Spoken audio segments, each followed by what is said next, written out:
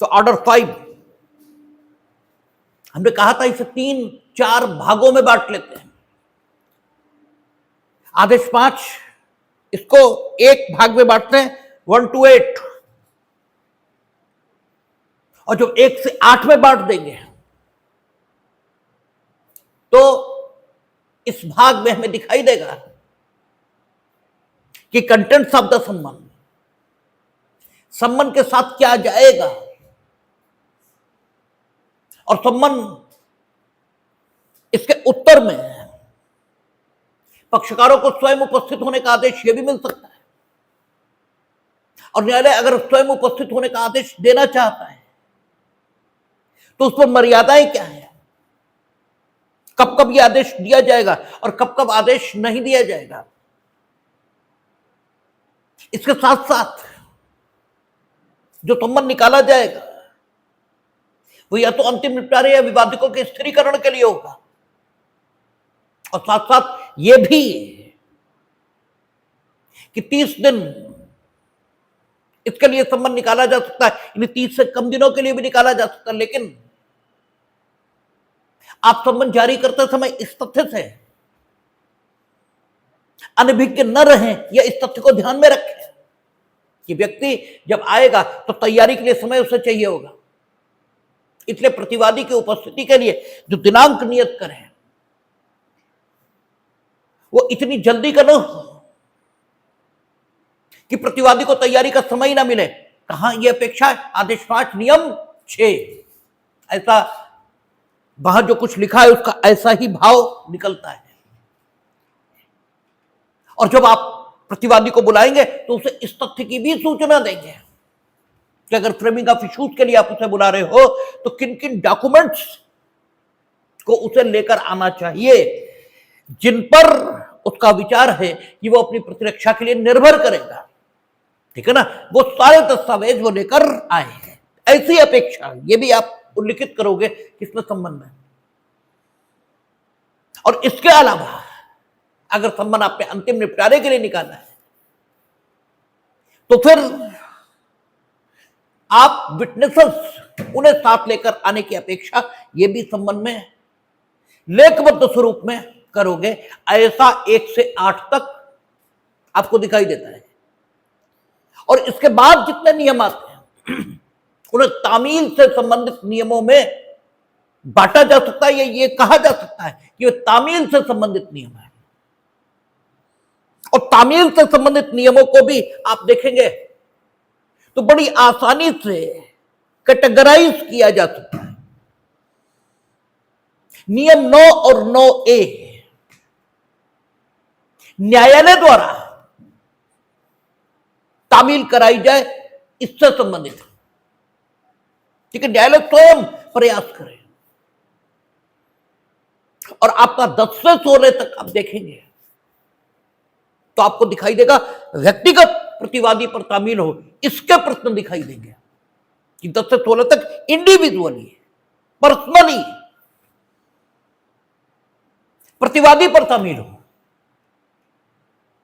हालांकि 9 और 9A में वहां भी प्रतिवादी पर ही तामील करनी है, वहां किसी अन्य पर नहीं करनी है, लेकिन वहां प्रश्न न्यायालय करता दिखाई देगा।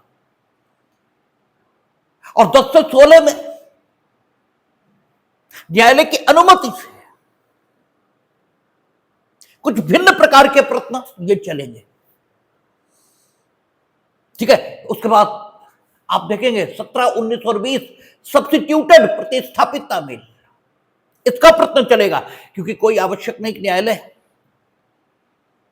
प्रश्न करे या उस पर व्यक्तिगत तामील का प्रयास हो तो वो मिल ही जाए, इसकी कोई गारंटी थोड़ा है।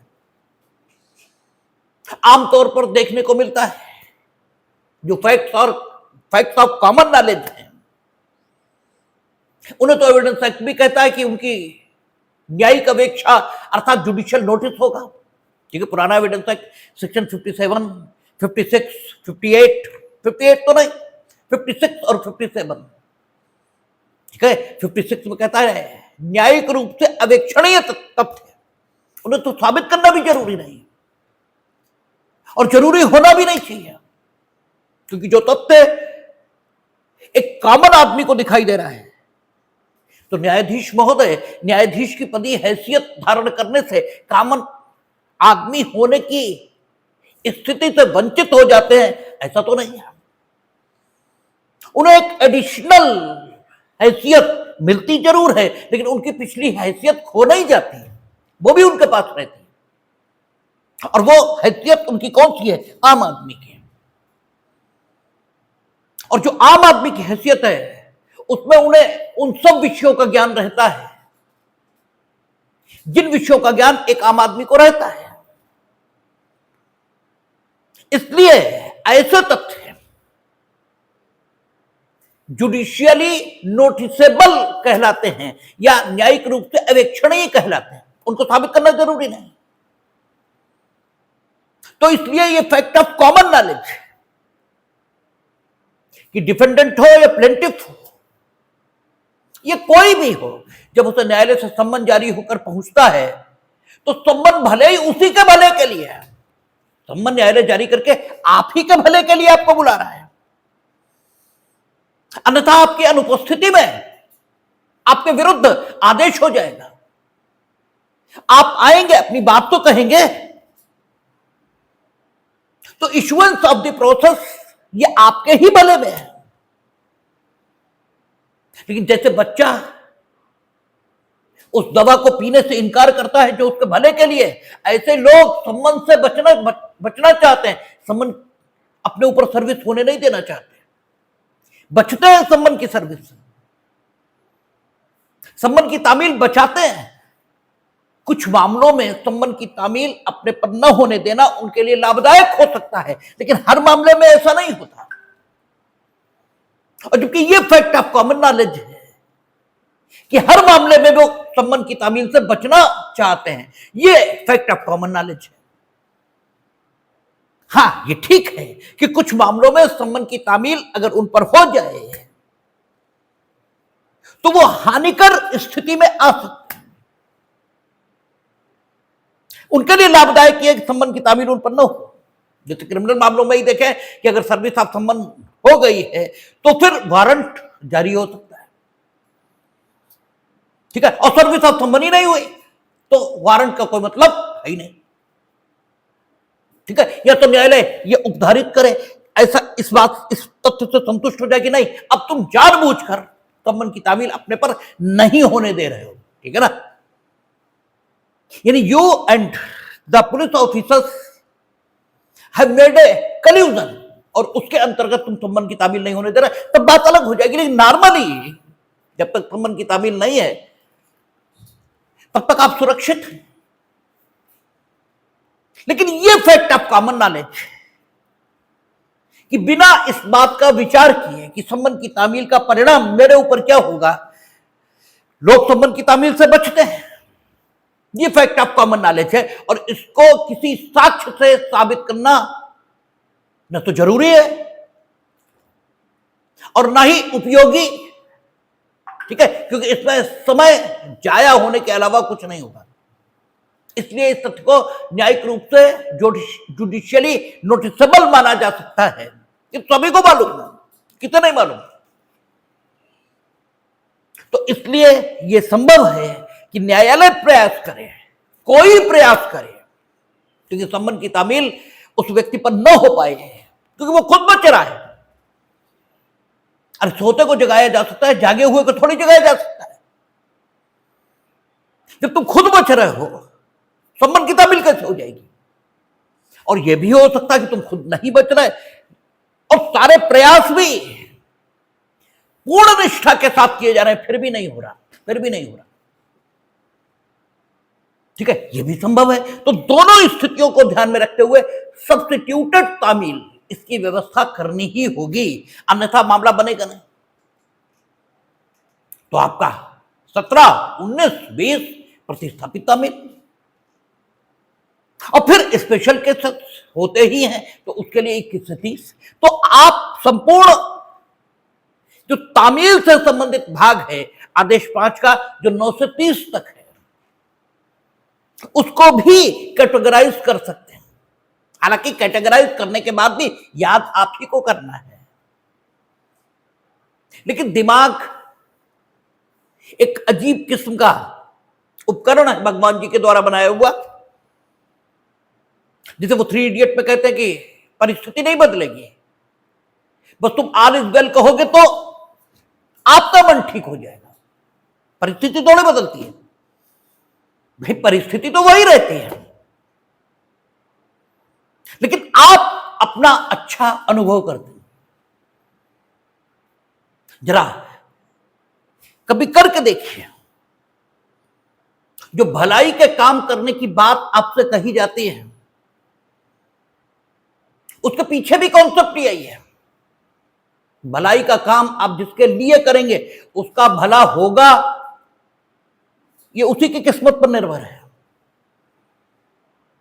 ठीक है, और अगर उसकी किस्मत इतनी अच्छी होती तो डेफिनेटली ऐसी स्थिति में नहीं होता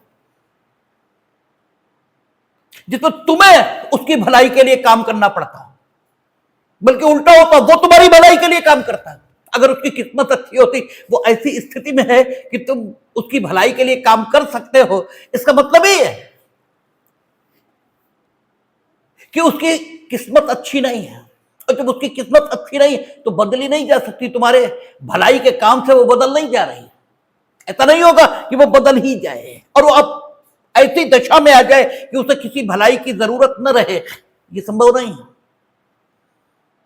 फिर आखिर ये भलाई के काम करने की सलाह आपको क्यों दी जाती है? ये सलाह इसीलिए दी जाती कि भलाई के काम से उसका भला हो न हो, तुम्हारा जरूर होता है। जरा करके देखना कभी, जब आप किसी को कुछ दोगे, ये सो कॉल्ड जो कुछ भलाई का काम समझा जाता है वो करोगे तो उसका क्या होगा पता नहीं। तुम्हारा अपना मन जरूर एक संतुष्टि और प्रसन्नता इससे भर जाता है। ठीक है, तो तुम अपनी खुशी की चिंता करो, उसका क्या होगा इसकी चिंता मत करो, और न तुम्हारे भलाई के काम से उसका कुछ बनने बिगड़ने वाला है। वो जैसा है वैसा ही रहेगा। हम आपको इस बात का वो तो कई बार हम कहते हैं कि मंदिर के बाहर बैठे किसी मांगते हुए को आप कुछ दे देते हो, उसका कुछ भला नहीं होता। वो कल भी मांगेगा, अभी भी मांग रहा है, जिंदगी भर मांगेगा। क्या भला हो गया उसका? उसका क्या भला हुआ? उसे तो ईश्वर ने जिस परिस्थिति में रखा है उसी परिस्थिति में रहने वाला है। भला किसका हुआ? आपका। ठीक है, भला आपका हुआ है, आपका स्वभाव। ठीक है, थोड़ा संवेदनशील, थोड़ा मधुर, थोड़ा सरल, ये बना है, और इसका लाभ आपको मिलेगा, और इसका लाभ तत्काल से आपको मिलता है। तत्काल आपके मन में जो संतुष्टि और प्रसन्नता का भाव आता है उसका तत्काल परिणाम है। ठीक है, तो भलाई ये किसी के लिए नहीं की जाती है, ये आप ही के लिए है।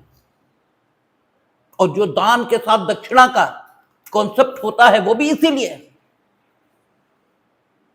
क्योंकि दान लेने वाले ने दान लिया ही ना होता तो तुम उस संतुष्टि को कभी हासिल नहीं कर सकते थे जो दान देने के बाद तुम्हें मिली। इसलिए दान तो दिया ही, उसने लेकर एहसान किया है, इसके लिए दक्षिणा अलग से। ठीक है, उसके साथ कॉन्सेप्ट यही है।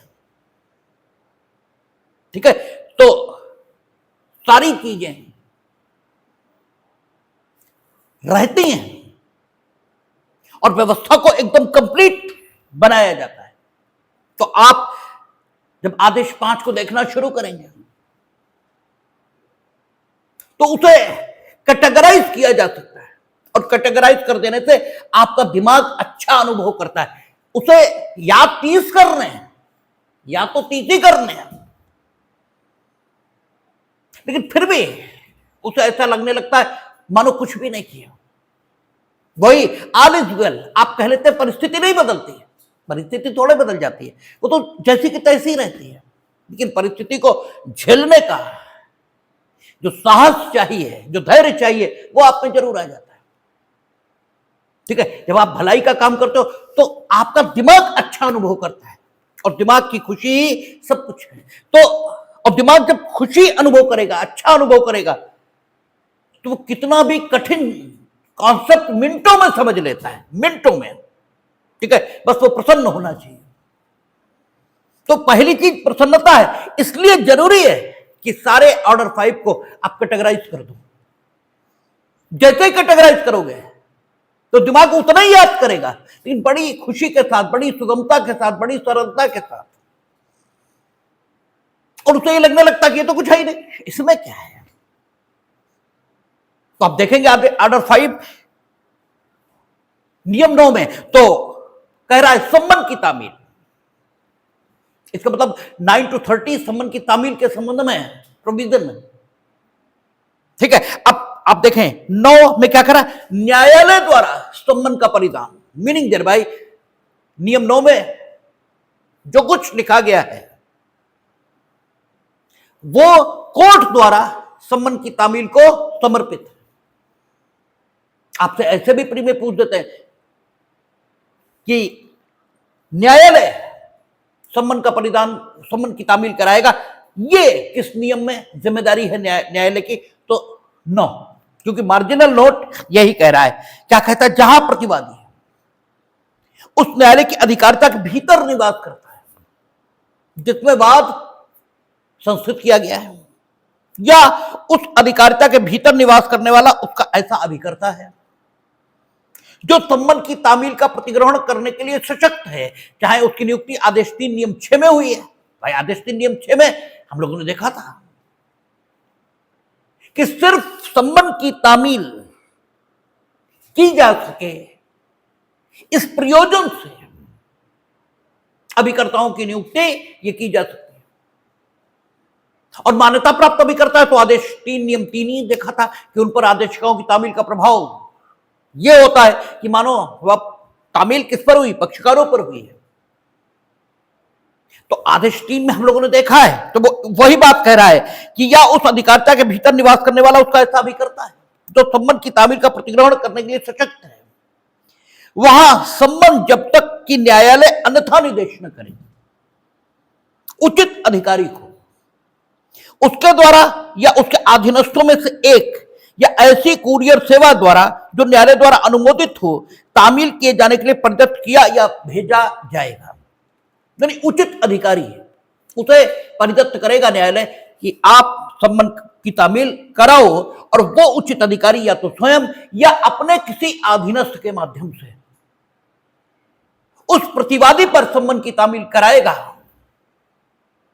who is residing within the local jurisdiction of that court in which the suit has been instituted। ठीक है ना, ये स्थिति रहेगी। या फिर कुरियर द्वारा भी तामील कराई जा सकती है, शर्त यह कि वो कुरियर सेवा न्यायालय द्वारा अनुमोदित होनी चाहिए। तो न्यायालय द्वारा अनुमोदित कुरियर सेवाओं की एक सूची आप देखेंगे तो जिला न्यायालयों में उपलब्ध रहती है।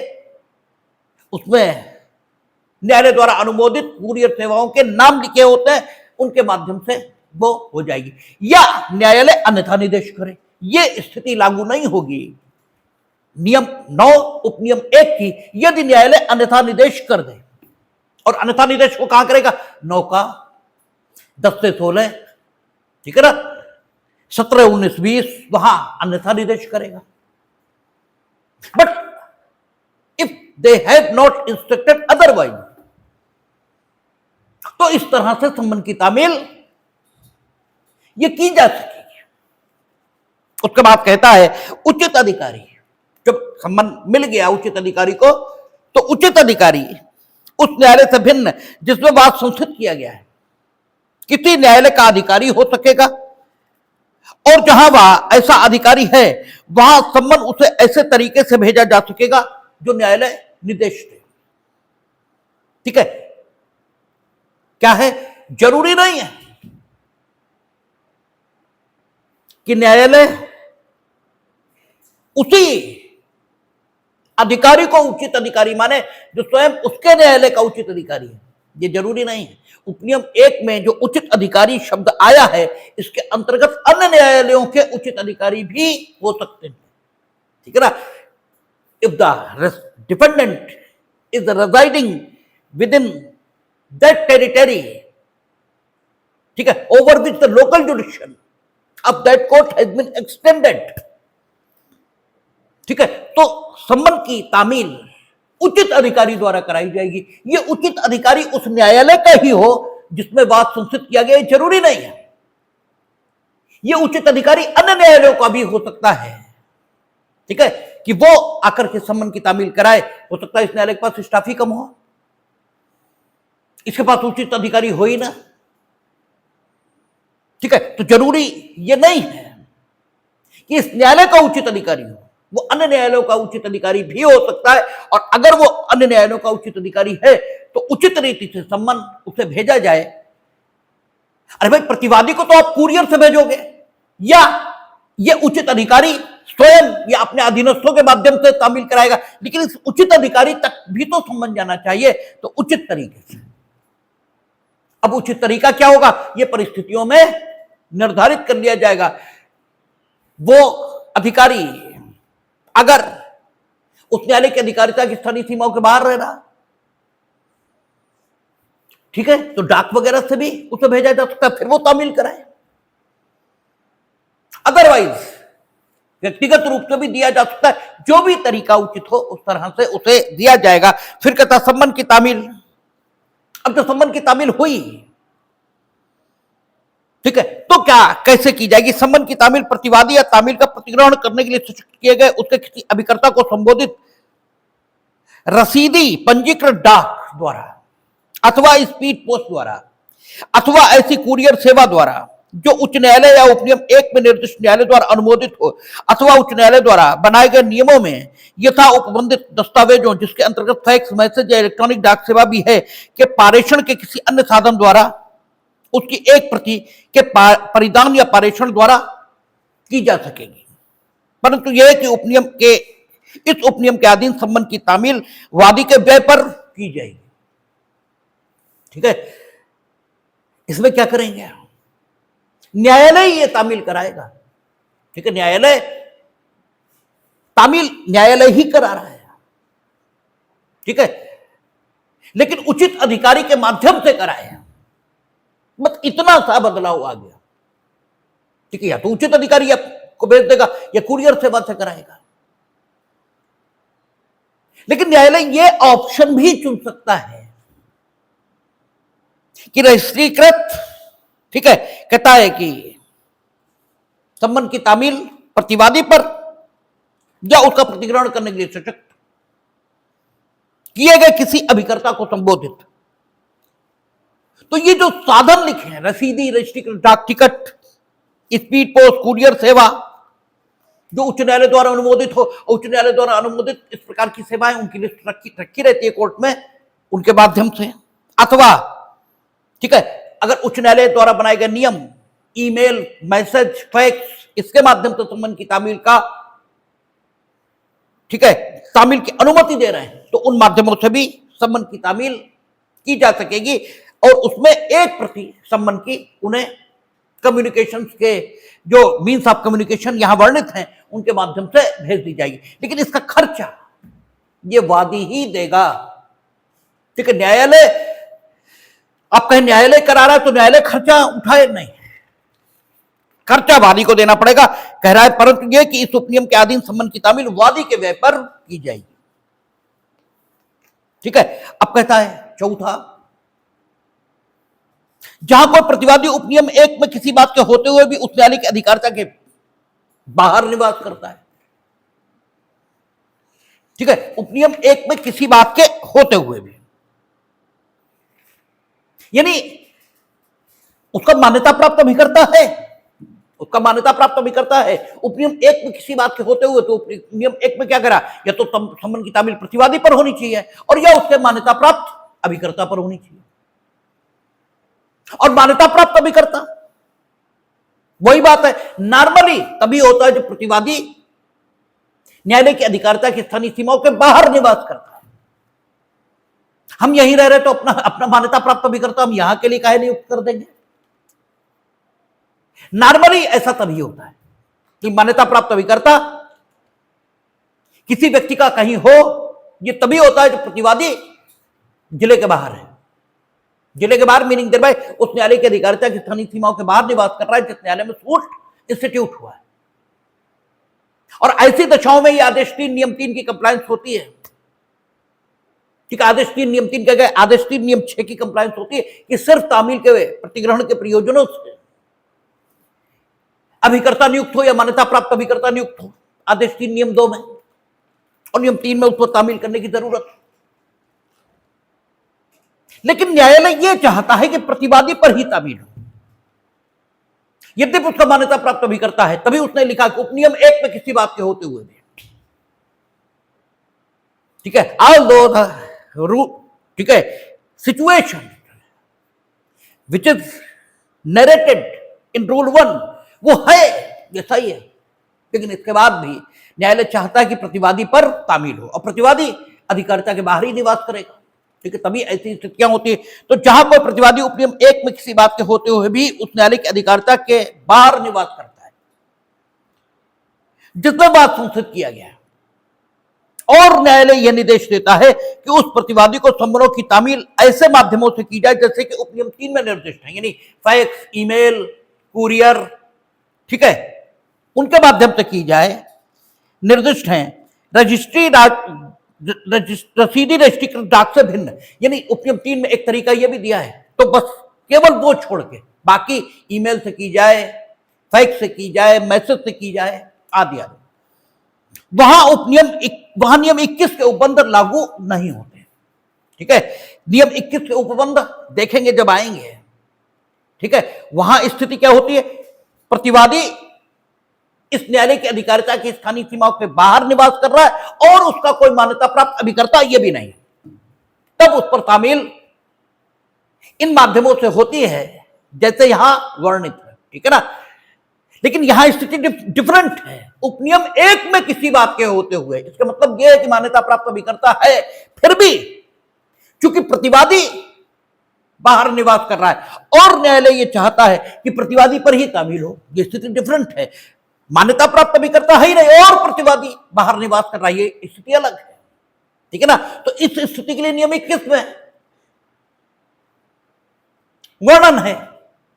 और जो मान्यता प्राप्त अभिकर्ता है किंतु न्यायालय चाहता है कि उस प्रतिवादी पर तामील की जाए जो न्यायालय की अधिकारिता की स्थानीय सीमाओं के बाहर है, तब स्थिति डिफरेंट है। तब नियम 3 में बताए गए तरीके इस्तेमाल में लाए जाएंगे। ठीक है, डाक वाले तरीके को छोड़कर इस्तेमाल में लाए जाएंगे और नियम 21 के उपबंध लागू नहीं होंगे। ठीक है, नियम 21 के उपबंध क्या है, यथास्थान देखे जाएंगे। ठीक है, तब नियम 21 के उपबंध लागू नहीं होंगे, यही लागू होंगे। ठीक है, आगे कह रहा है, जब कोई अभिस्वीकृति या अन्य पावती जिस पर प्रतिवादी या उसके अभिकर्ता द्वारा हस्ताक्षर होने तात्पर्य है न्यायालय द्वारा प्राप्त की जाती है। आपने डाक से भेजा, डाक से जाएगा तो एक्नॉलेजमेंट लग कर जा रहा है। ठीक है, एक्नॉलेजमेंट लगा के भेजते हैं, पोस्ट कार्ड उसके साथ लगा देते हैं, उसको सिग्नेचर होके आते हैं। ठीक है, तो कह रहा है कि जब कोई अभिस्वीकृति यानी एक्नॉलेजमेंट या अन्य पावती,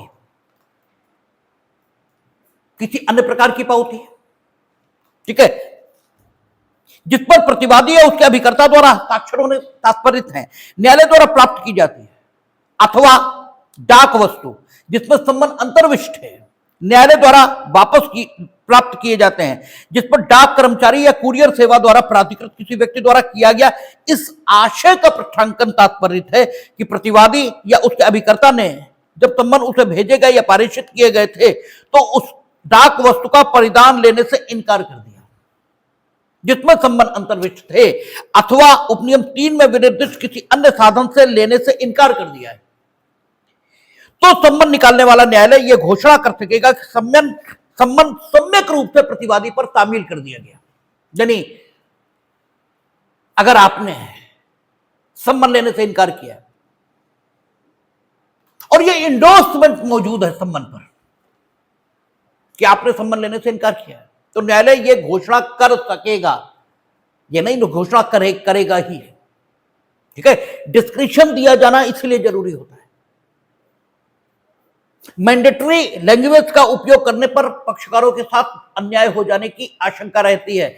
न्यायालय भी अन्याय कर जाए, लेकिन यह माना नहीं जा सकता कि न्यायालय अन्याय करेगा, यह माना नहीं जा सकता, ठीक है।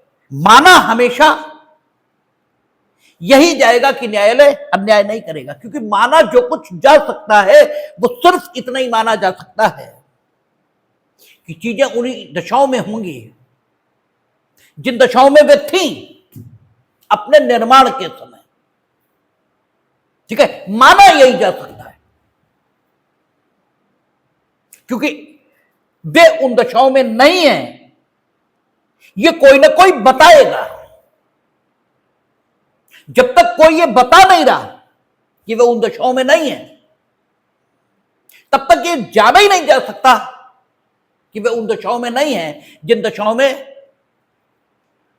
उन्हें अपने जन्म के समय पाया गया था। और जो ये बताता है कि वे उन दशाओं में नहीं हैं, तो कम से कम उन दशाओं में न होने के कारण को वो भले ही न जानता हो, लेकिन वो परिस्थितियां बता सकता है जिनसे वो ये निष्कर्ष निकाल रहा है कि परिस्थितियां या वस्तु या व्यक्ति वैसा नहीं है जैसा उसे जन्म के समय होना चाहिए, ठीक है। तो मान्यता हमेशा प्राकृतिक अवस्था की ही हो सकती है, और हमने आपसे कई बार कहा, इसीलिए क्रिमिनल लॉ में मान्यता व्यक्ति की इनोसेंसी की, क्योंकि व्यक्ति जब पैदा हुआ था तब इनोसेंट था, निर्दोष था, ठीक है। जब वो निर्दोष था तो आज भी निर्दोष ही होगा। जो प्रतिज्ञा करता है कि वो दोषी है, और ये कौन है? प्रोसिक्यूशन। तो वो किस आधार पर प्रतिज्ञा करता है, ये उसे ही साबित करना पड़ेगा। इनोसेंसी ही प्रद्युम हो सकती है। जैसे बेवकूफ टाइप के वो फेसबुकिए, वो इस बात का बड़ा मजाक बनाते हैं। आपकी अकल जिस कॉन्सेप्ट तक को न पकड़ पाए, ये मत मान लीजिए वो कॉन्सेप्ट गलत है। कभी अपनी अकल को भी दोष दे लीजिए। आप उस बात को पकड़ ही नहीं पा रहे जिसके आधार पर यह कहा जाएगा कि व्यक्ति निर्दोष,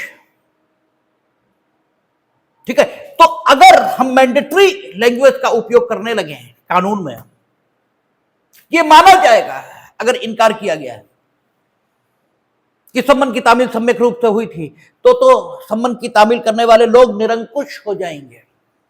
लिख देंगे सम्मन की तामील से इनकार किया और भेज देंगे, और सम्मन की तामील हुई भी नहीं और हो गया। इसीलिए माना जा सकता है, यानी न्यायालय, अरे भाई तुमने सम्मन की तामील प्रतिवादी पर की थी, तुम प्रतिवादी जानते थे व्यक्तिगत रूप से?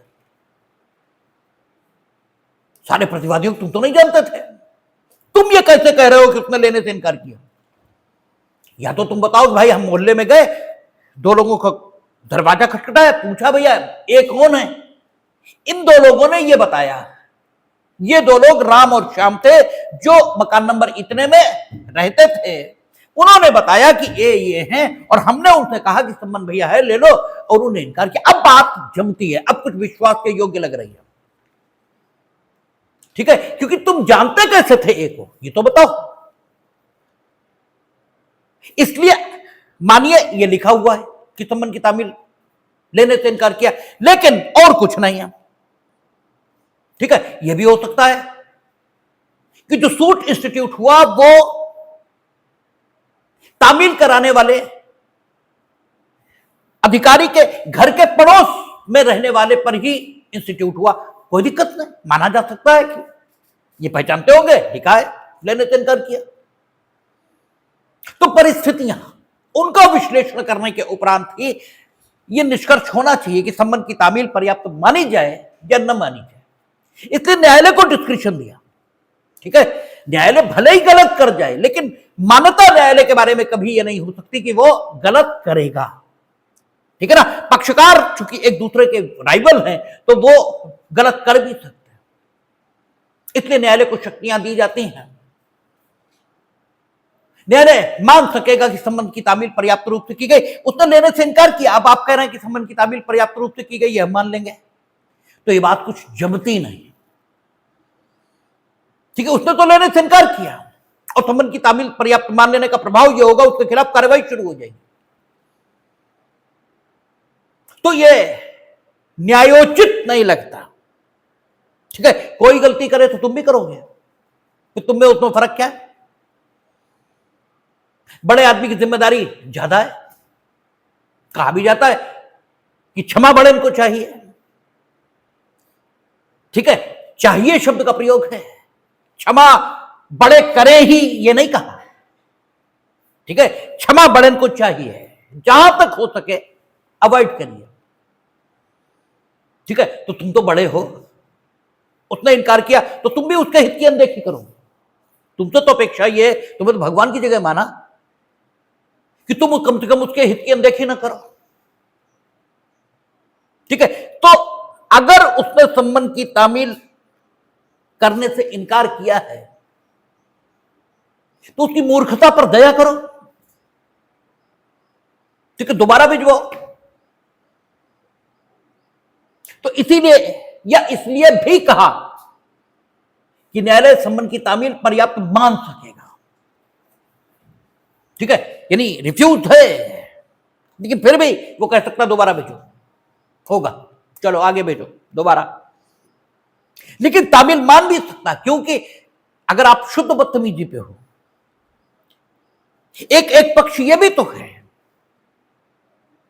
कि तुम जानबूझकर, तुम जानते हो कि इस संबंध में मेरे खिलाफ हमारे पास तो कुछ कहने को है नहीं, हम ही तंग कर रहे हैं वादी को, वादी बिल्कुल सही गया है कोर्ट,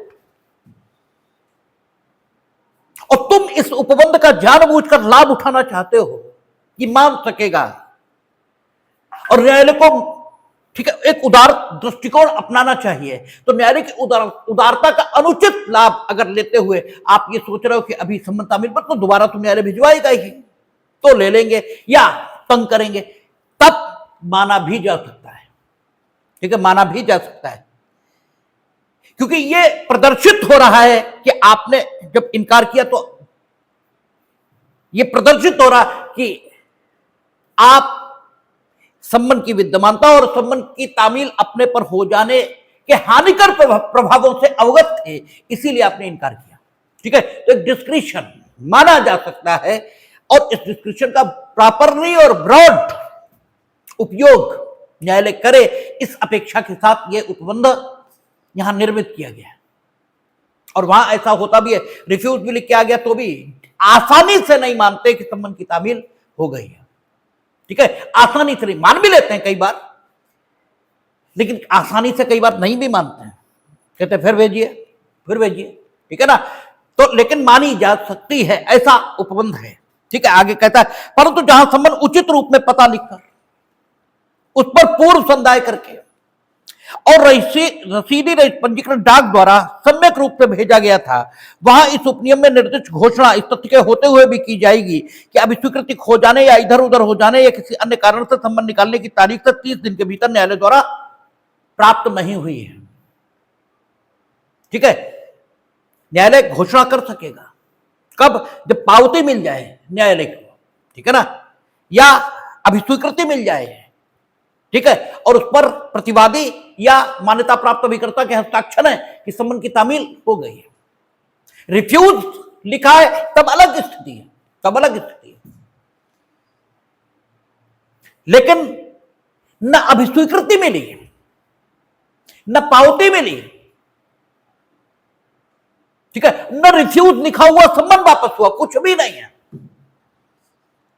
और संबंध रसीदी रजिस्ट्रीकृत डाक से भेजा गया था और पूर्व संदाय कर दिया गया था, अर्थात रसीदी रजिस्ट्रीकृत डाक पर जो टिकट लगते हैं उसके पैसे दे दिए गए थे, यानी टिकट लगा दिया गया था, जो डाक महसूल था वो लगा दिया। तो इसी टिकट को डाक महसूल कहते हैं, यही शब्द उपयोग है, इसीलिए हमने इसका उपयोग किया। शायद धारा 137 है, 137 ही ऐसा होता है, 137 या 36 होगी, देख ही लो, 137 ही होनी चाहिए।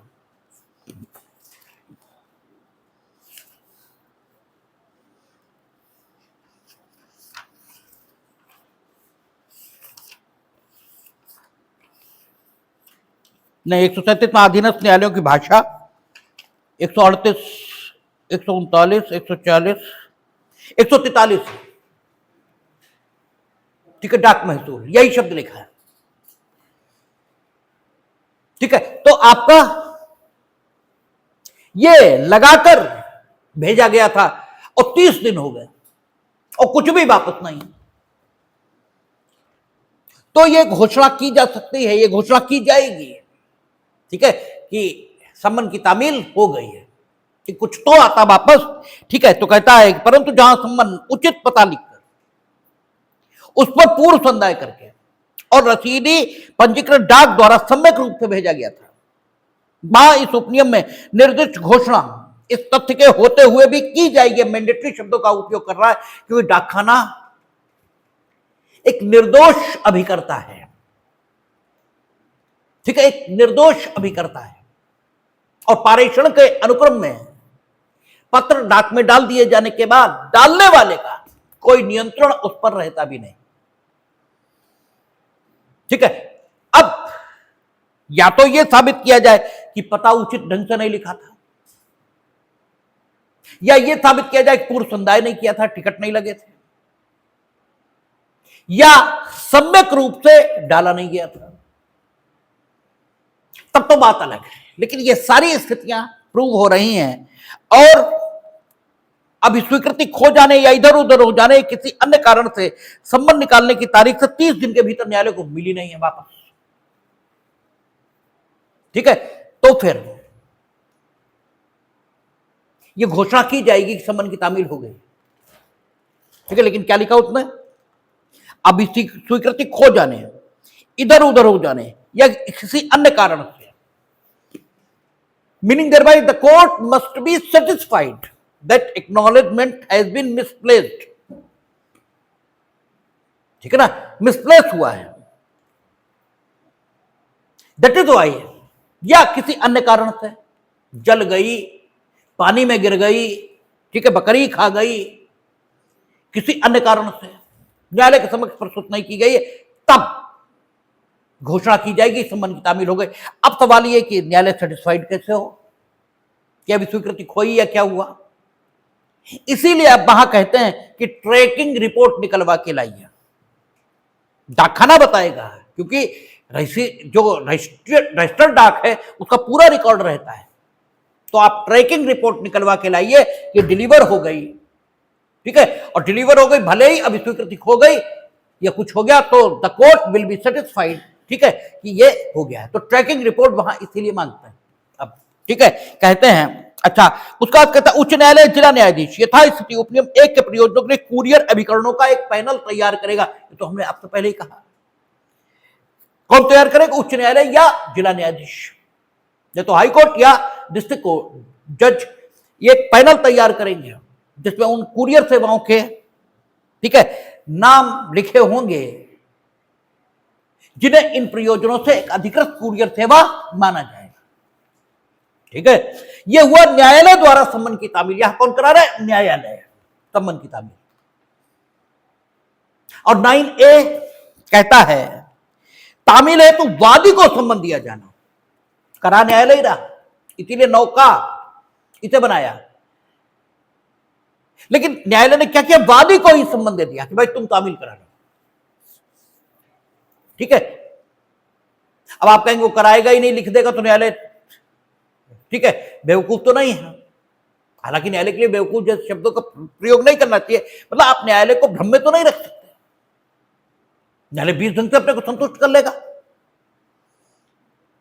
लेकिन वादी का चूंकि हित निहित है प्रतिवादी की उपस्थिति में, क्योंकि जब तक वो आएगा नहीं कार्यवाही आगे नहीं बढ़ेगी, तो चूंकि वादी का हित निहित है उसमें, इसलिए वादी सर्वश्रेष्ठ प्रयास करेगा कि प्रतिवादी पर तामील हो जाए, क्योंकि वो जानता है तब तक छूट की कार्यवाही आगे नहीं बढ़ेगी। इसलिए 9 का बनाया गया। और आपके प्री में पूछा जाता दस्ती सम्मन इसे देने का नियम कौन सा है, तो वो यही है 9 का। ठीक है, दस्ती यानी हाथ में सम्मन दिया जाना। ठीक है, तो कहता है तामील है तो वादी को सम्मन दिया जाना। न्यायालय नियम 9 के अधीन नियम को 9 के अधीन, यानी स्वयं तामील करा रहा है न्यायालय, बस उसने एजेंसी बदल दी। पहले एजेंसी क्या थी? उचित अधिकारी, ये एजेंसी थी, या कुरियर सेवा, रजिस्टर्ड डाक, फैक्स आदि आदि। अब उसने एजेंसी बदल दी, अब वादी ही है उसकी एजेंसी, करा वही रहा।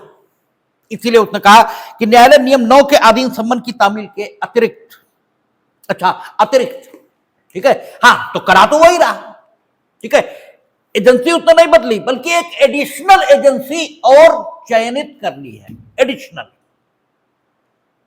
वैकल्पिक नहीं कि या तो ये या ये, अल्टरनेटिव नहीं, बल्कि एडिशनल, उसने एक एडिशनल एजेंसी और ले ली ताकि और फुल प्रूफ हो जाए मामला।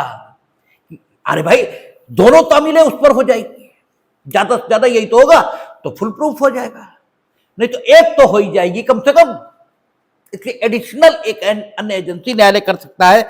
न्यायालय नियम 9 के अधीन सम्मन की तामील के अतिरिक्त वादी के आवेदन पर प्रतिवादी का उपसंजात होने के लिए सम्मन जारी करने के लिए ऐसे वादी को ऐसे प्रतिवादी पर सम्मनों की तामील करने के लिए अनुज्ञात कर सकेगा, और ऐसे किसी मामले में ऐसे वादी को तामील के लिए सम्मन का परिधान करेगा। अब एप्लीकेशन यानी 9 की विशेषता क्या है कि in this rule the summon may be tendered to the plaintiff on application of the plaintiff, ठीक है, because it is the responsibility of initially it is the responsibility of court that they should serve the summon on the defendant, ठीक है, but here the plaintiff is filing an application, ठीक है, तो स्थिति differ हो जाती है, लेकिन फिर भी कोर्ट उपनियम 1 के अधीन जो कुछ वर्णित है उस जिम्मेदारी से पीछे नहीं हटेगा, except that which will be done by the court under rule 1, ठीक है, रूल 9 सब rule 1। Additionally the on the application of the plaintiff the court में tender a copy of the summon to the plaintiff for the service on that particular defendant, ठीक है ना। तो ये आपका रहेगा न्यायालय के न्यायाधीश या ऐसे अधिकारी द्वारा जो वह इस निमित्त नियुक्त करे हस्ताक्षरित और न्यायालय की मुद्रा से मुद्रांकित ऐसे सम्मनों की तामील ऐसे वादी द्वारा या उसकी ओर से उसकी एक प्रति वैयक्तिक रूप से प्रतिवादी को देकर या निविदान करके, निविदान यानी टेंडर देगा, वो लेगा ही नहीं तो फिर क्या करके, ठीक है ना। निविदान का मतलब क्या हुआ? हमने दिया आपने लिया नहीं, ठीक है, निविदान का मतलब ये हुआ। परिधान का मतलब हुआ हमने दिया और आपने लिया, ये परिधान है। निविदान ये हमने दिया आपने लिया ही नहीं, भाई हम दे ही तो सकते हैं, आप लोगे नहीं लोगे तो आपकी इच्छा पर है। तो निविदान को अगर नहीं मानेंगे उचित तामील तो फिर कोई लेगा ही नहीं और फिर अन्याय होगा, वो लेंगे नहीं, हम जबरदस्ती दे कैसे देंगे, और तामील कभी हो नहीं पाएंगे। इसलिए उसने परिधान और निविदान दोनों को माना कि न्यायालय के न्यायाधीश या ऐसे अधिकारी द्वारा जो वह इस निमित्त नियुक्त करे हस्ताक्षरित और न्यायालय की मुद्रा से मुद्रांकित, यानी वादी को जो सम्मन मिलेगा या तो न्यायालय स्वयं देगा, न्यायाधीश का हस्ताक्षर और सील से, अगर न्यायालय ने कोई अधिकारी नियुक्त कर रखा है सम्मनों को जारी करने के लिए तो उस अधिकारी की मुद्रा और हस्ताक्षर से सम्मन हस्ताक्षरित और मुद्रांकित होकर वादी को मिलेगा, और वादी उसकी एक प्रति प्रतिवादी को देकर या उसका निविदान करके टेंडर करेगा, ले न ले उसकी तामील की जाएगी, और ऐसी पद्धति से की जाएगी जो नियम 9 के उपनियम 3 में उल्लिखित है, ठीक है ना।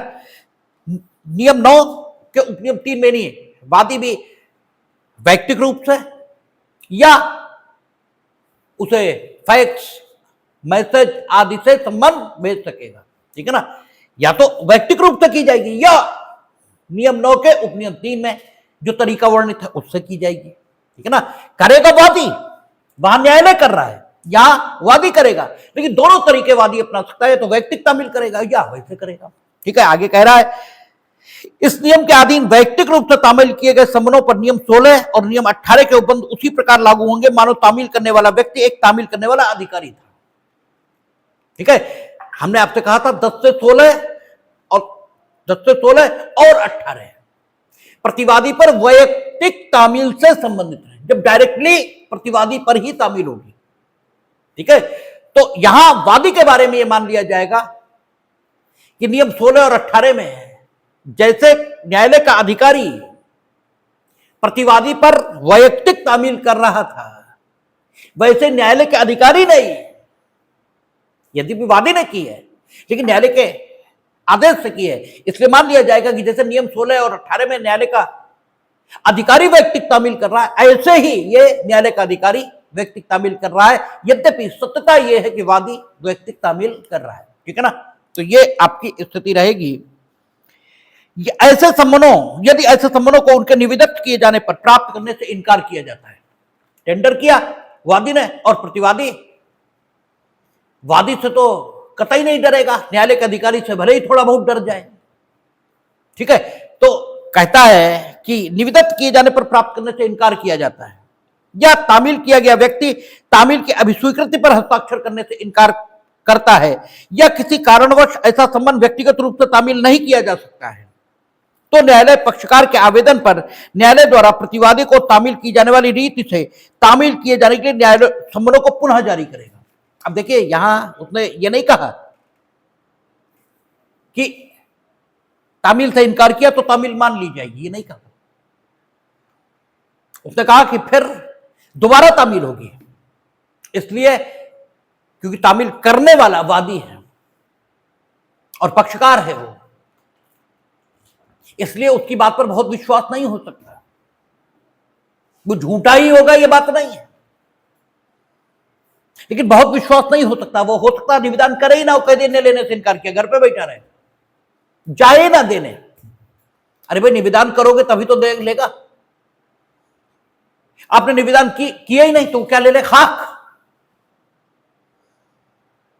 ठीक है, तो ये नियम इस ढंग से रखा गया कि निवेदन करने से पर इनकार किया, नहीं दिया, तो पक्षकार आवेदन कर सकेगा कि भाई पुनः निकालो, क्या करें, नहीं ले रहे तो फिर तामील के अन्य तरीके अपनाए जाएंगे। ठीक है, यहां तामील कराने वाले व्यक्ति के कारण से स्थिति में डिफरेंस दिखाई देता है। ठीक है, आगे कह रहा है तामील का ढंग। अब देखिए, नियम 9 उपनियम 1 न्यायालय तामील करा रहा है, और नियम 9 का न्यायालय ही करा रहा है लेकिन वादी के माध्यम से, और that is additional, not alternative. ठीक है, एडिशनल तामील का ढंग। अब सवाल यह है कि तामील कराई जाएगी तो तामील का ढंग क्या होगा। ठीक है, तो कहता है संबंध की तामील उसकी ऐसी प्रति के परिधान या निविदान द्वारा की जाएगी। ढंग बताना इसलिए जरूरी है क्योंकि संबंध की तामील का ढंग यह भी अपनाया जा सकता, गए और पढ़ के सुना दिया तुम्हें इस दिन हाजिर होना है, इस समय हाजिर होना है, ये चीजें लेकर जानी है, और अभी हम तुम्हें बता दें प्रतिवादी तो गैर पढ़ा लिखा आदमी, ये भी हो सकता है। गैर पढ़ा लिखा तो कोई खैर बहुत काबिल होता है, ऐसी बात नहीं। पढ़ा लिखा और गैर पढ़ा लिखा इस शब्द का उपयोग नहीं करना चाहिए, कम से कम हमें नहीं करना चाहिए, क्योंकि हम पढ़े लिखों को कुछ भी नहीं मानते, सिवाय कुछ ज्यादा दूर, कुछ ज्यादा कमीन, कुछ ज्यादा नीच, इसके अलावा हम कुछ नहीं मानते। क्योंकि हमारा मानना है कि जैसे भगवान राम ने कहा ना कि जाति पात पूछे नहीं कोई, हरि को भजे सोरी का वही। ठीक है, तो ऐसा ही है, सद्गुण किसी पढ़ाई लिखाई की बकौती नहीं है। ठीक है, निपट निरक्षर भी सद्गुण ही हो सकता है, और बहुत ज्यादा पढ़े लिखे भी निहायतन दुष्ट हो सकते हैं। दुनिया के जितने आतंकवादी हैं उनमें से एक भी, नॉट ए सिंगल वन, ऐसा नहीं है जो बिना पढ़ा लिखा हो, और ऐसे सैकड़ों बिना पढ़े लिखे हैं। जिन्होंने दुनिया को वो दिशा दी है, ठीक है, जो बड़े बड़े महापुरुष नहीं दे सके, बड़े बड़े पढ़े लिखे नहीं दे सके। हम तो कबीर के ही अंध समर्थक और बड़े प्रशंसक हैं। उस आदमी की घोषणा क्या है कि बस ही कागज छुओ नहीं और कलम गई नहीं हाथ, स्याही और कागज तो कभी छुआ नहीं और कलम कभी पकड़ी नहीं। ठीक है, उसने समाज को जो दिशा दी वो तो बड़े बड़े पढ़े लिखे नहीं दे सके। इसलिए अड़े पढ़े इससे अपना कोई ताल्लुक नहीं है। जब बेवकूफ टाइप लोग ही बताते कि पढ़े लिखे लोगों को ये हक होना चाहिए, क्या होना चाहिए भाई, क्या होना चाहिए? पढ़े लिखों को तो सुरखाब के पर लग रहे हैं। ओसामा बिन लादेन कब पढ़ा लिखा था? केमिकल इंजीनियर था, जिसमें एडमिशन लेने के लिए तुम्हारे एड़ियां गिर जाएंगी। ठीक है, जितने आतंकवादी सब बहुत बहुत पढ़े लिखे हैं। जिनने 9/11 में वर्ल्ड ट्रेड सेंटर में हेलीकॉप्टर घुस दिया, वो पायलट थे। तुम साइकिल नहीं चला पाते, वो हेलीकॉप्टर चला रहे थे। ठीक है, कम पढ़े लिखे थे। तो पढ़ा लिखा होना ये कौन सी खासियत है? तो इसलिए शब्द का शब्दावली का प्रयोग कम से कम हमें नहीं करना चाहिए। हम तो ऐसा कुछ मानते नहीं हैं। लेकिन प्रतिवादी ये पर्दानशीन महिला हो सकती है, प्रतिवादी सुदूर ग्रामीण व्यक्ति हो सकता है। उसे आप पढ़कर सुना रहे, तुम्हें अभी हम 5 बातें पढ़ के सुनाए तो तुम आए क्या थोड़ी देर में करने लगते हो? उसे तुम बताइए होगे कि साहब ये डॉक्यूमेंट लेके जाना, तुम विटनेसेस लेके जाना, इस तारीख को जाना, इस टाइम जाना, इस कोर्ट में जाना, वो याद रखेगा। ठीक है, उससे अपेक्षा करो कि वो याद रखे। ये कैसे संभव होगा भाई? इसलिए तामील का ढंग बताया, तामील का ढंग कि सुनाओगे नहीं पढ़ के, क्या करोगे? कहता संबंध की तामील उसकी ऐसी प्रति के परिधान या निविदान द्वारा की जाएगी जो न्यायाधीश या ऐसे अधिकारी द्वारा जो वह इस निमित्त नियुक्त करे हस्ताक्षरित हो और जिस पर न्यायालय की मुद्रा लगी हो। नहीं तुम अपने पास से तुमने लिख के, ठीक है, उसकी प्रति और दे दी तो तुम्हारा लिखा हुआ ऑथराइज है, ये कैसे तय होगा? इसलिए उसी संबंध की प्रति आप उसे देंगे जिसमें न्यायालय की मुद्रा लगी हो, अधिकारी या न्यायालय के हस्ताक्षर, और परिधान करेंगे या निविदान करेंगे, मतलब अपनी ओर से देंगे, और न ले तो न ले। जो परिधान या निविदान करेंगे, it is the process of service. ठीक है, तामील का ढंग बताया उसने। फिर कहा कि अनेक प्रतिवादियों पर तामील, अगर मोर देन वन डिफेंडेंट है तो एक पर सबकी तामील नहीं कर दोगे। एक पर सबकी कर दी और करते ही सब में उससे झगड़ा हो गया सबका, उनने अपने सब लिए फाड़े फेंक दिए, जयराम जी की हो गया। ठीक है, नहीं फाड़े उसे बाकी मिले ही नहीं, वो बहुत आलसी था, अपने घर में ही लेटा रहा। उन्होंने कहा हमसे क्या मतलब, आएंगे तो मिलेंगे तो दे देंगे। इसलिए अगर मोर देन वन डिफेंडेंट है तो एक नहीं, भले ही वो सब एक ही घर में रहते हो, क्योंकि एक घर में रहने वाले सब एक दूसरे से बड़े प्रेम संबंध के साथ रहते हैं, ऐसा कोई जरूरी नहीं। इसलिए कानून सबकी, कानून मिनिमम, ठीक है, या यूं कहें कि बदतमीजियों में जो मैक्सिमम हो सकता है उसे सोचकर चलता है। नैतिकता की दृष्टि से न्यूनतम और बदतमीजी की दृष्टि से जो अधिकतम हो सकता है उसे ध्यान में रखता है।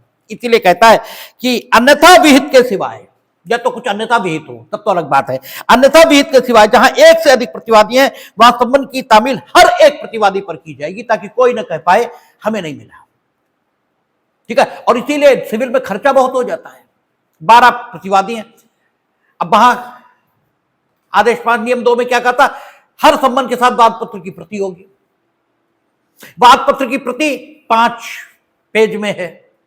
ठीक है, अब प्रति कराइए तो 5, 12 हैं, 60 फोटोकॉपी होंगे। ठीक है, तो वो खर्चा ही इतना हो जाता है जिसका कोई हिसाब नहीं। ठीक है, तो करना पड़ेगा, जाने जाएगा ही।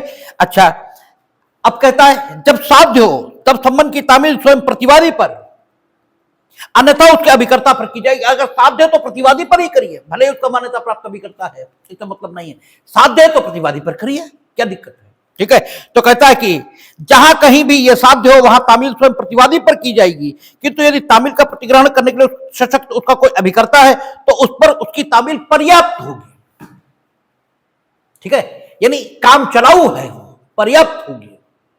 लेकिन जहां तक हो सके प्रतिवादी पर करिए, तामील नहीं है तो अलग बात है, तब उस पर पर्याप्त होगी। आगे कहता है उस अभिकर्ता पर तामील जिसके द्वारा प्रतिवादी कारोबार करता है, यानी वो स्वयं निवास तो नहीं करता न्यायालय की अधिकारिता के स्थानीय सीमाओं में, लेकिन कोई है जो उसके लिए वहां व्यापार करता है या कारोबार चलाता है, तो जो है वो डेफिनेटली उसका अभिकर्ता माना जाना चाहिए, क्योंकि उसी के लिए कारोबार चलाता है या व्यापार करता है। तो कहता है किसी कारोबार या काम से संबंधित किसी ऐसे वाद में जो ऐसे व्यक्ति के विरुद्ध है, यानी स्पेशल सूट, सामान्य नहीं कहा उसने, जबकि सूट भी उसी व्यापार और कारोबार से संबंधित है, सूट भी उसी व्यापार और कारोबार से संबंधित है जिसे चलाने वाला व्यक्ति उस न्यायालय की अधिकारिता की स्थानीय सीमाओं में है, यद्यपि जो इनफैक्ट प्रतिवादी है अर्थात व्यापार और कारोबार का स्वामी है वो न्यायालय की अधिकारिता की स्थानीय सीमाओं में नहीं है, लेकिन सूट व्यापार और कारोबार से संबंधित है और उसे चलाने वाला व्यक्ति न्यायालय की अधिकारिता की स्थानीय सीमाओं में है। तो कहता है किसी कारोबार या वाद से संबंधित, काम से संबंधित किसी ऐसे वाद में जो किसी ऐसे व्यक्ति के विरुद्ध है जो न्यायालय की अधिकारिता के स्थानीय सीमाओं के भीतर निवास नहीं करता है, यानी स्वामी नहीं रह रहा, लेकिन कारोबार चलता है, जिसने संबंध निकाला है किसी ऐसे प्रबंधक या अभिकर्ता पर तामील ठीक तामील समझी जाएगी जो तामील के समय ऐसी सीमाओं के भीतर ऐसे व्यक्ति के लिए स्वयं ऐसा कारोबार या काम करता है, ठीक है ना, उस पर तामील पर्याप्त मान ली जाएगी, क्योंकि भाई ठीक है उसी के लिए चला रहा है, सूट भी उसी से संबंधित है। पोत के मास्टर के विषय बारे में इस नियम के प्रयोजन के लिए समझा जाएगा वह स्वामी या भाड़े पर लेने वाले व्यक्ति का अभिकर्ता है, यद्यपि पोत का जो कैप्टन होगा वो इनफैक्ट किसका एजेंट है, मालिक का, जो पोत का मालिक। लेकिन अगर पोत किसी ने भाड़े या किराए पर ले रखा है तो उस और उसी पोत के संबंध में, माल के संबंध में मुकदमा आ गया, तो पोत का जो कैप्टन है वो इस भाड़े पर लेने वाले का एजेंट मान लिया जाएगा, जबकि इनफैक्ट ये उसका एजेंट नहीं है, ये मालिक का एजेंट है, मालिक ने उसकी नियुक्ति की, लेकिन यहां मान लिया जाएगा, ठीक है ना। तो ये स्पेशल बात आ गई, इसलिए इसे ध्यान रखना चाहिए। अब कहता है स्थावर संपत्ति के वादों में भार साधक अभिकर्ता पर अपील, यानी इस टेरिटरी में एक इमूवेबल प्रॉपर्टी है, मुकदमा भी उसी इमूवेबल प्रॉपर्टी से संबंधित है, मुकदमा भी उसी इमूवेबल प्रॉपर्टी से संबंधित है। उस इमूवेबल प्रॉपर्टी का मालिक ए है जो कलकत्ता में रहता है, लेकिन इमूवेबल प्रॉपर्टी की देखरेख के लिए उसने यहां प्रबंधक आदि नियुक्त कर रखे, तो वो वही कारोबार की तरह एजेंट मान लिए जाएंगे, उन पर तामील पर्याप्त होगी। प्रतिवादी पर तामील जो कलकत्ता में रह रहा जरूरी नहीं है। कहता है जहां स्थावर संपत्ति की बाबत अनुतोष या उसके प्रति किए गए दोष के लिए प्रतिकर अभिप्राप्त करने के बाद में तामील स्वयं प्रतिवादी पर नहीं की जा सकती और प्रतिवादी का उस तामील का प्रतिग्रहण करने के लिए सशक्त कोई अभिकर्ता नहीं है, वहां तामील प्रतिवादी के किसी ऐसे अभिकर्ता पर की जाएगी जो संपत्ति का भार साधक है, या फिर तामील के प्रयोजनों से उसने कोई अन्य अभिकर्ता नियुक्त कर रखा हो तो उस पर की जाएगी, कोई नहीं नियुक्त कर रखा तो स्थावर संपत्ति का जो भार साधक है उस पर कर दी जाएगी, ठीक है, ये आपका रहेगा। अच्छा, और 15 आपसे खूब पूछा जाता है, कहता है जहां किसी वाद में प्रतिवादी अपने निवास स्थान से उस समय अनुपस्थित है जब उस पर संबंध की तामील उसके निवास स्थान पर की जानी है और युक्त समय के भीतर उसके निवास स्थान पर पाए जाने की संभावना नहीं है, दोनों बातें होनी चाहिए, उस समय अनुपस्थित है और युक्त समय के भीतर उसके पाए जाने की संभावना भी नहीं है, और संबंध की तामील का उसकी ओर से प्रतिग्रहण करने के लिए कोई सशक्त अभिकर्ता भी नहीं है। वह तामील प्रतिवादी के कुटुंब के ऐसे किसी वयस्क सदस्य पर, चाहे वह स्त्री हो या पुरुष, की जा सकेगी जो उसके साथ निवास कर रहा है। और इस नियम के अर्थ के अंतर्गत कुटुंब सेवक कुटुंब का सदस्य नहीं है, और स्पष्टीकरण ही खूब पूछते हैं और ये नियम से पूछा जाता है। 9-15 यानी आप तामील करना चाहते हैं और जिस समय तामील के लिए आप पहुंचे उस समय प्रतिवादी घर पर नहीं है और युक्त समय के भीतर पाए जाने की संभावना भी नहीं है, आप पूछ रहे कहां गए, बोले वो तो कुंभ नहाने गए। बोले कब लौटेंगे, बोले पता नहीं। बोले वो तो उधर से ही कन्याकुमारी कई बार चले गए, बहुत बहुत दिनों में है, ठीक है, तो कुछ पता ही नहीं कब तक लौटेंगे। और उनकी ओर से तामील प्रतिग्रहित करने के लिए कोई अभिकर्ता उनकी ओर से सशक्त हो, ऐसा भी नहीं। तो फिर कुटुंब के किसी वयस्क सदस्य पर, यानी बच्चे को पकड़ा चले आए समय, कुटुंब के किसी वयस्क सदस्य पर, वो स्त्री या पुरुष इससे मतलब नहीं, जरूरी सिर्फ इतना कि वो वयस्क सदस्य उन्हीं के साथ ही रह रहा हो, जो नहीं मेहमानी खाने आया हो अपने घर चला जाए, ठीक है। किसी वयस्क सदस्य जो उनके साथ निवास कर रहा है उस पर की जा सकेगी और ये माना जाएगा कि उस पर तामील होगी। लेकिन अगर आपने सेवक पर किए तो सेवक इस नियम के लिए कुटुंब का सदस्य नहीं है।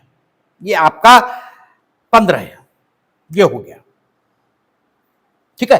तो यहां तक न्यायालय द्वारा तामील। अब तामील का एक और प्रोसेस चलेगा जो कि 16 से लेकर कहां तक जाएगा, आपका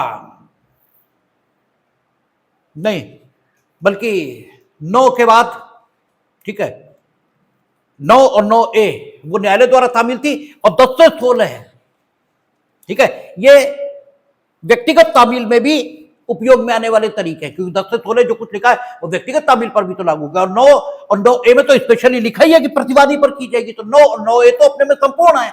10 से 16 तक, ठीक है, एक बात हो गई। तो 10 से 15 तक बता दिया, 16 और बता देते, कहते जहां तामील करने वाला अधिकारी संबंध की प्रति स्वयं प्रतिवादी को या उसके निमित्त अभिकर्ता को या किसी अन्य व्यक्ति को परिदत्त करता है या निविदत्त करता है, वहां जिस व्यक्ति को प्रति ऐसे परिदत्त या निविदत्त की गई है उससे वह अपेक्षा करेगा कि मूल संबंध पर पृष्ठांकित तामील की अभिस्वीकृति अपने हस्ताक्षर करे। यानी संबंध 2 प्रतियों में होगा, एक आप देंगे और जिसे दे रहे हैं उससे अपेक्षा करेंगे कि वो हस्ताक्षरित करे, और उस हस्ताक्षरित करके रसीद आपको देगा। तो 9A अपने में कंप्लीट, ठीक है, न्यायालय द्वारा तामील, और 10 से लेकर 16 तक प्रतिवादी पर व्यक्तिगत तामील, इसके संबंध में बात हुई। अब 17 से हम लोग प्रतिस्थापित तामील की बात करेंगे और स्पेशल केसेस की। मुझे लगता है अगले में खत्म हो जाना चाहिए।